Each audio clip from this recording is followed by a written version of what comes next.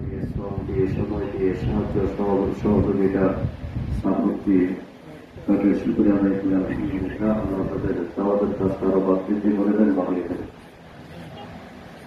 মহান আল্লাহ সুবহানাহু ওয়া তাআলা আমাদেরকে সবচেয়ে বড় নিয়ামত দিয়েছে যে আমরা সহিহ আকীদা সালাফিয়াত আকীদা অনুসরণ করছি। আলহামদুলিল্লাহ আমাদের সমাজে বর্তমানে বলতে গেলে আমাদের যে জন্মকারী স্থানগুলি এগুলোর মধ্যে সুবিধাদের সমাধানরা বলতে পারে, কিন্তু মহান রব্বুল আলামিন আমাদেরকে দয়া করে আমাদেরকে সহযোগিতা দান করেছে। আল্লাহ তাআলা বিশেষ করে আলহামদুলিল্লাহ আমরা অনেকেই আছি যারা ফজিলত বুঝি অথচ সাহাবায়ে কেরাম রাদিয়াল্লাহু আনহুম আজমাইন তাদের কাছে সবচাইতে প্রিয় ছিল তাওহীদ সুন্নাহ। তাদের কাছে সবচেয়ে প্রিয় ছিল আল্লাহ এবং তার রাসূল সাল্লাল্লাহু আলাইহি ওয়াসাল্লাম। তাদের কাছে সবচাইতে প্রিয় ছিল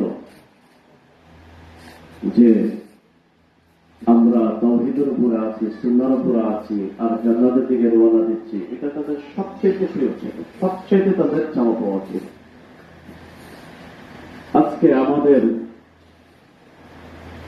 এই অবস্থা কেন? কারণ আমরা অনেক ক্ষেত্রে আকীদাগত যে সালাফিয়াত সালাফগণ মানে সাহাবায়ে কেরামদের অনুসরণ করা, সেখান থেকে অনেকেই আকীদা বিশ্বাসগত সরে এসেছে। দ্বিতীয়ত আমলগত, তৃতীয়ত মুআমালাতের ক্ষেত্রে, আর চতুর্থ চারিত্রিক বৈশিষ্ট্যের ক্ষেত্রে। আপনি দেখেন মাশাআল্লাহ আলহামদুলিল্লাহ এই গ্রাম অঞ্চলে তাওহীদের দাওয়াত করতে আলহামদুলিল্লাহ।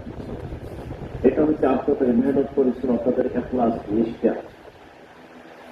আর আমরা যত ধরনের আমল করি না কেন, যদি ইখলাস না থাকে তাহলে ইমানের যে একটা স্বাদ এটা আমরা কখনো পাবো না। আমাদের সবকিছু আল্লাহ রাব্বুল আলামিনের সন্তুষ্টির জন্য। আমি এখানে খুব সংক্ষিপ্ত একটা সূরার কথা বলছি। সূরা বিসমিল্লাহির রহমানির রহিম ওয়াল আসরি ইন্নাল ইনসানা লাফী খুসর ইল্লাল্লাযীনা আমানু ওয়া আমিলুস সালিহাতি ওয়া তাওয়াসাউ বিল হাক্কি ওয়া তাওয়াসাউ বিস সাবর। এই সূরার ভিতরে আল্লাহ রাব্বুল আলামিন শপথ করেছেন, তারপরে বলেছেন নিশ্চয়ই সমস্ত মানুষ ক্ষতিগ্রস্ত, তবে তারা নয় ইল্লাল্লাযীনা আমানু ওয়া